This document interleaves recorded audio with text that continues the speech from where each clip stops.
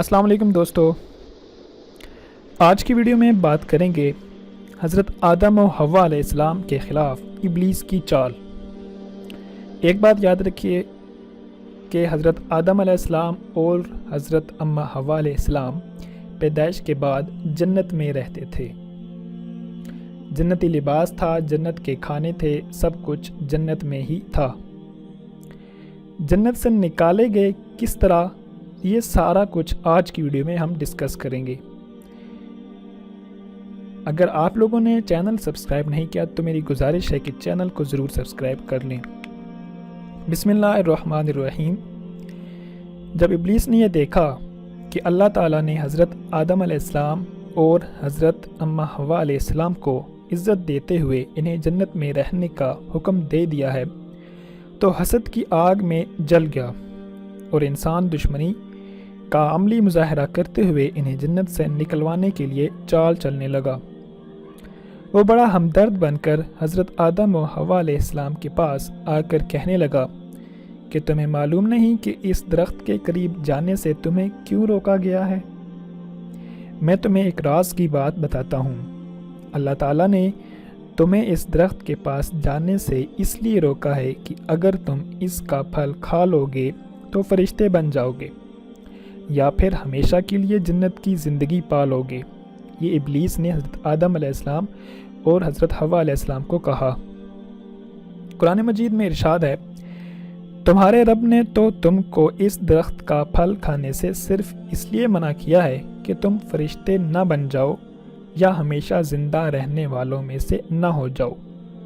سورہ اعراف آیت نمبر 20، یعنی کہ یہ ابلیس کے الفاظ تھے جو قرآن کریم نے بیان کیے۔ حضرت آدم و حوا علیہ السلام ابلیس کو اپنا ہمدرد اور خیرخواہ سمجھ کر اس کے بہکاوے میں آ گئے اور جس درخت کے پاس جانے سے اللہ رب العزت نے منع کیا تھا اس کے پاس چلے گئے، اور جیسے ہی اس درخت کا پھل چکھا تو ان کے جسم پر سے جنتی لباس فوراً اتر گیا۔ قرآن مجید میں ارشاد ہے، ہم نے کہا اے آدم، یہ تمہارا اور تمہاری بیوی کا کھلا دشمن ہے، خیال رکھنا ایسا نہ ہو کہ یہ تم دونوں کو جنت سے نکلوا دے، پھر تم مصیبت میں پڑ جاؤ۔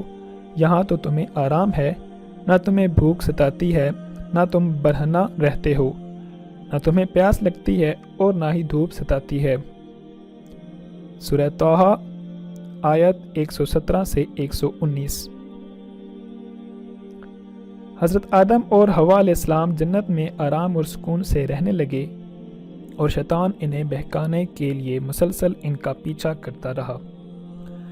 آخر کار اس نے حضرت آدم و حوا علیہ السلام کو بہکانے کے لیے ان کے دل میں وسوسے ڈالنا شروع کر دیے اور کہنے لگا، اے آدم، کیا میں تمہیں ایسا درخت نہ بتاؤں جسے کھانے کے بعد تم جنت میں ہمیشہ کے لیے رہو گے؟ حضرت آدم و حوا علیہ السلام نے اس درخت کا پھل کھانے سے انکار کر دیا۔ شیطان نے اعتماد دلانے کے لیے جھوٹی قسم کھا کر کہا کہ میں تو تمہارا خیرخواہ ہوں اور تمہیں اچھی بات بتا رہا ہوں۔ شیطان کے قسم کھانے پر حضرت آدم و حوا علیہ السلام اس کے بہکاوے میں آ گئے اور اللہ عز و جل سے کیے ہوئے عہد کو بھول کر جس درخت سے اللہ تعالیٰ نے منع فرمایا تھا اس کا پھل کھا لیا۔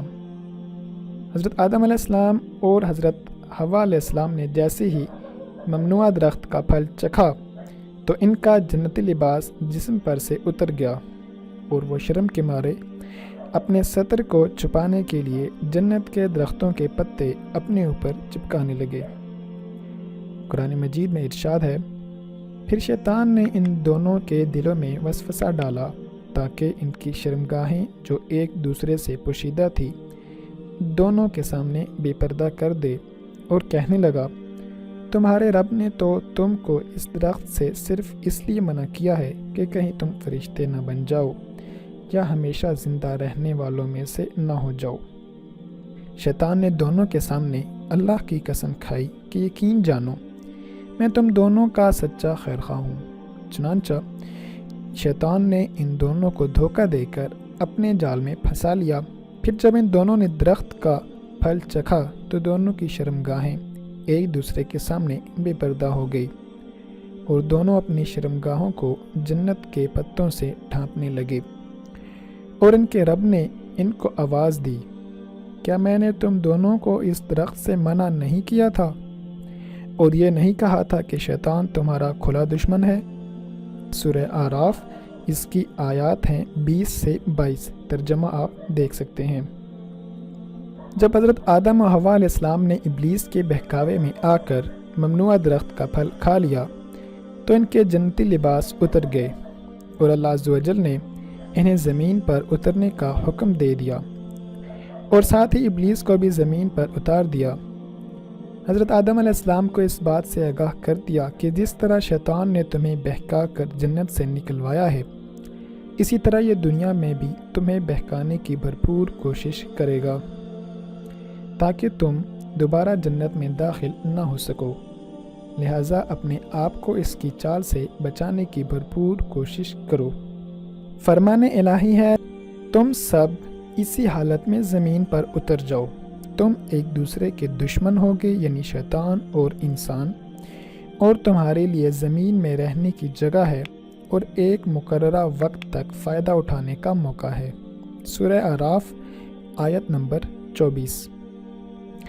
حضور اکرم صلی اللہ علیہ وسلم کی حدیث ہے، اللہ تعالیٰ نے جب آدم علیہ السلام کو جنت سے زمین پر اتارا تو انہیں دنیا میں جینے کا ہنر بھی سکھا دیا اور جنت کے کچھ پھل بھی عطا فرمائے تھے۔